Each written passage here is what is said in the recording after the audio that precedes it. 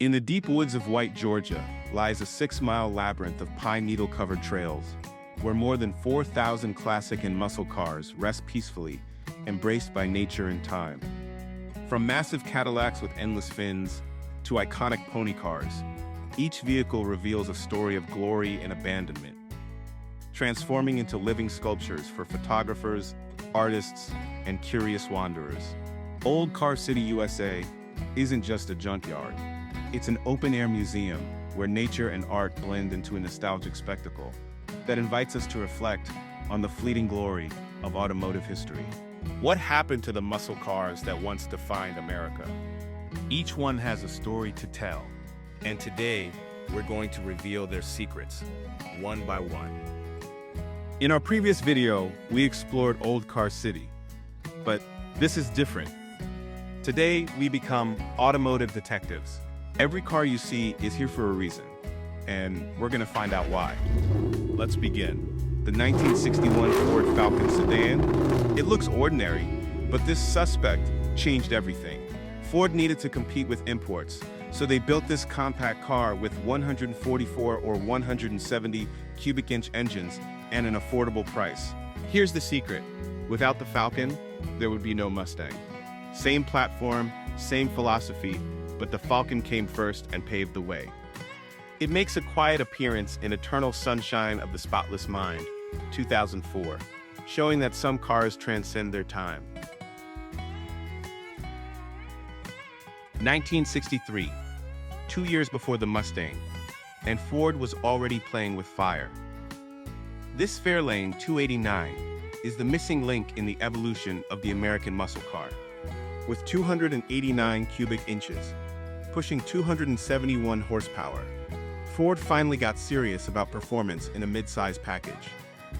This car was the classroom where Ford learned Americans didn't just want transportation, they wanted excitement. You can catch it in The Thrill of It All, 1963.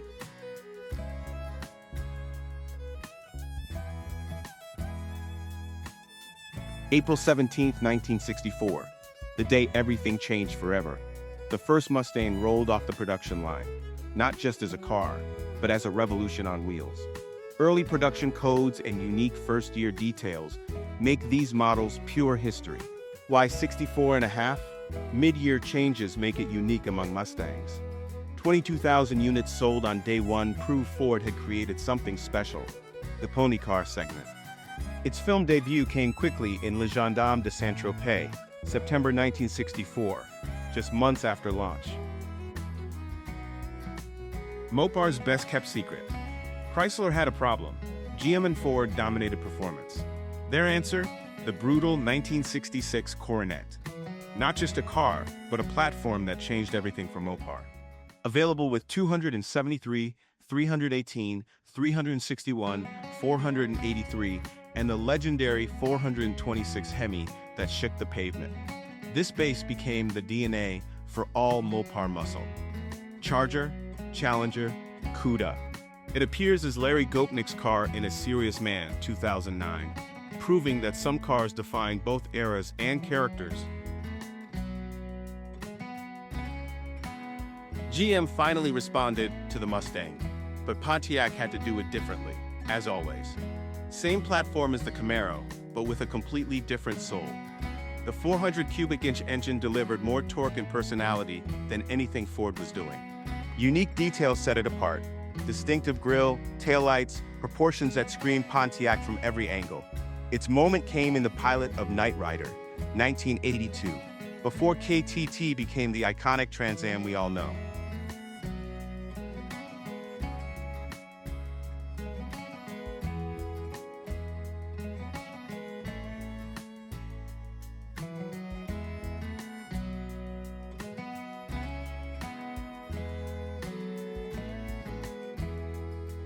In 1968, Ford perfected the Mustang formula.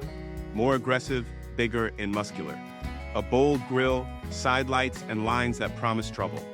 The 428 Cobra Jet offered 335 official horsepower, but everyone knew it was more. Fastback, convertible, coupe, 3 personalities, 1 beast. But it was Steve McQueen's Highland Green Fastback in Bullitt, 1968, that made this year legendary, creating the most iconic chase scene in cinema history.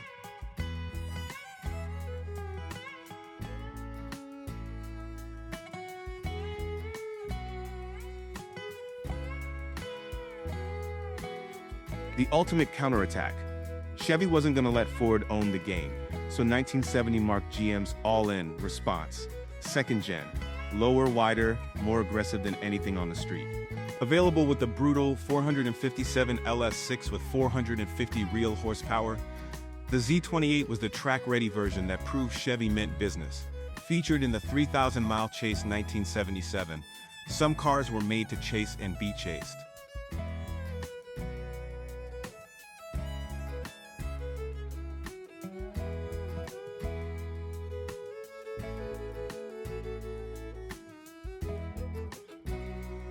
Not all Mustangs were about raw speed. Some were about refined style. The Mustang Grande was the luxury version for those who wanted the drama of a pony car without constant beast mode growl. Better insulation, premium materials, refined options. With 302 or 351 engines, it offered civilized power for those who preferred arriving in style over arriving first.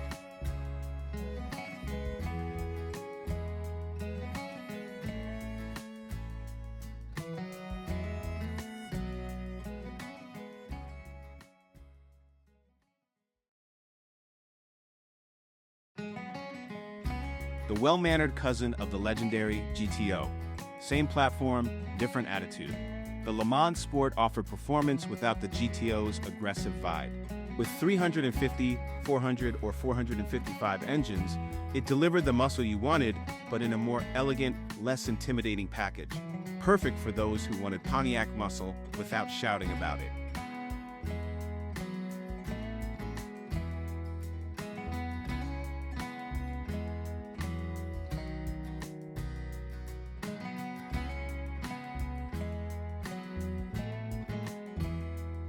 The end of an era, and Ford wanted to go out in style.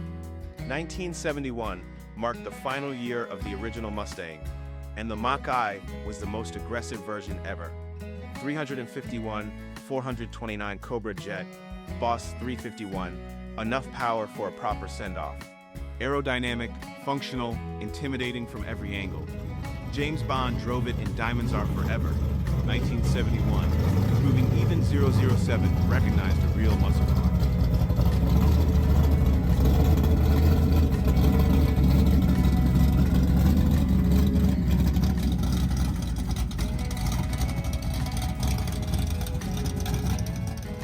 Pontiac's best-kept secret.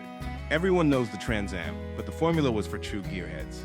Same performance, less flash. 350, 455 HO engines delivered the same rush without the decals. This was the Firebird for serious drivers who preferred performance over show. Similar to models used in CHIs, proving that some heroes prefer subtlety.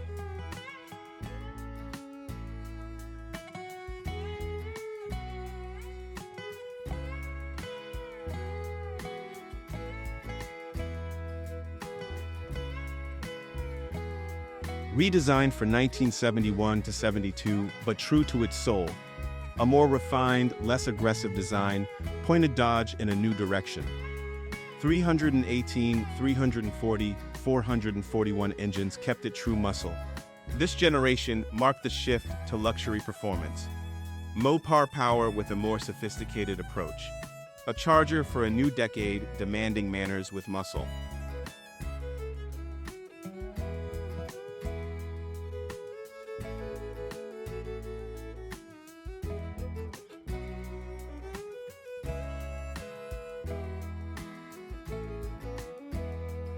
The family muscle car Ford needed.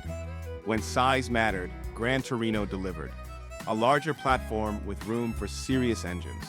429, 460 cubic inches for those wanting space and speed. Starsky and Hutch made it a TV icon, but Clint Eastwood gave it soul in Gran Torino 2008. A car that proved muscle could be both functional and emotional.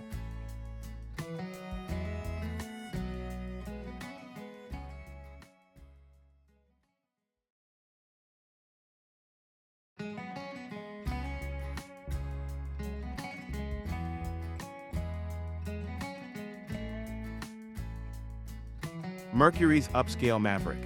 When Mercury wanted their own version of Ford's hit compact, the Comet GT was born.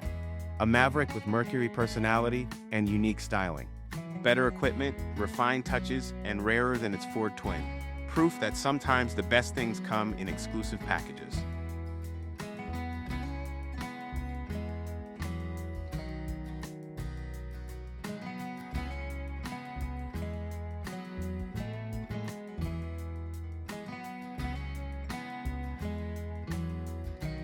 "1973 ushered in the personal luxury car era, and Monte Carlo led the charge. Long, low, elegant, it redefined personal motoring. With the 454 available, it offered luxury with real muscle. A new concept, American Grand Touring with first-class comfort and real performance. Elegance and power in one seductive package."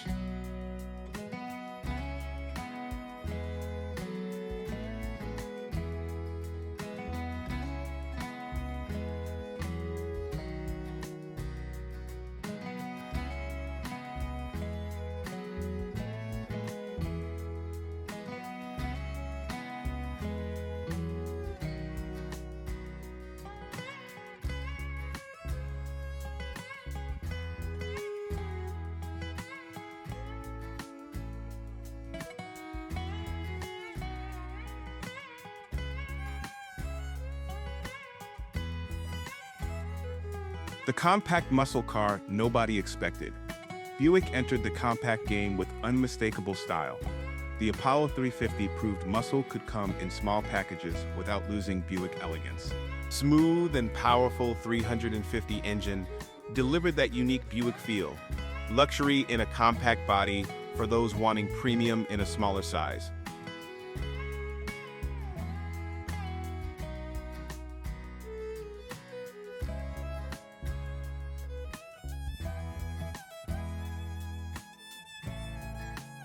Chevy's NASCAR hero.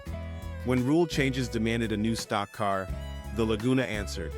Aerodynamic design built to dominate, not just look good. The 454 engine ensured racing eligibility. Its real glory wasn't on screen but on the oval, where it made history in high-speed silence.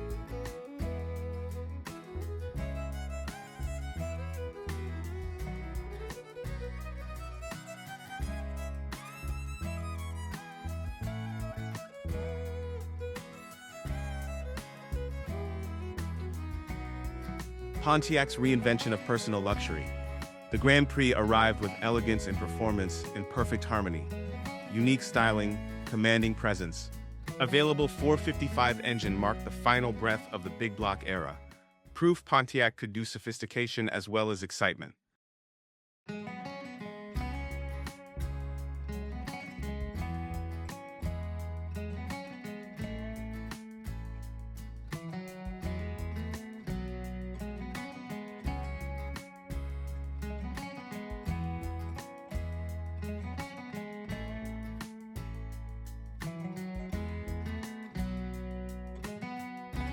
The rebirth when all hope seemed lost. As muscle cars faded, the Trans Am rose like a phoenix. Smokey and the Bandit made it an instant legend, proving the muscle car spirit lived on. 400 Pontiac engine options, the last great muscle car of the 70s. Burt Reynolds and the black and gold Firebird became cultural icons.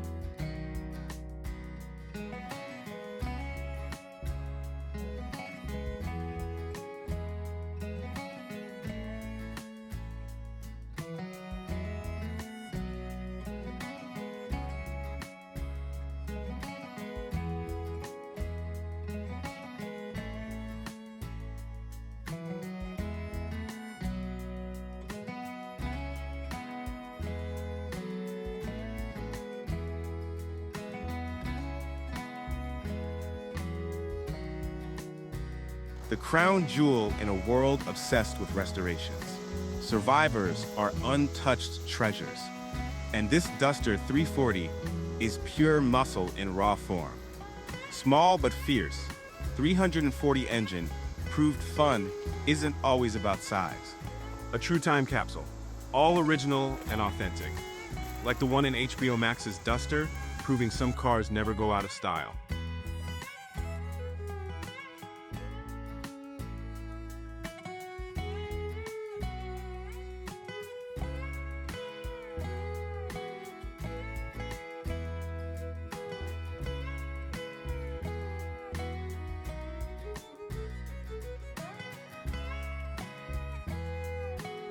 The unexpected twist.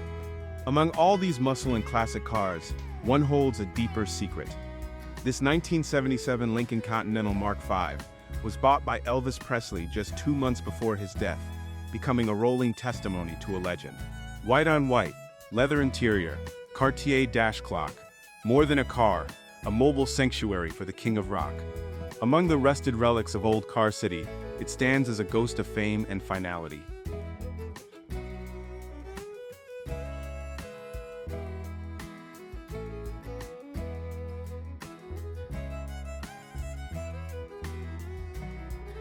"21 vehicles, 21 stories that shaped American automotive history. From the humble Falcon that started it all, to Elvis's luxurious Lincoln, each one represents a unique moment in time. These aren't just abandoned cars rusting under the Georgia sun. They're time capsules, each holding secrets from eras that define generations. And now, you know their stories, from Mustang DNA to the King's final ride. Which secret surprised you the most? Which car would you rescue if you could? Tell us in the comments, because every one of these treasures deserves to be remembered.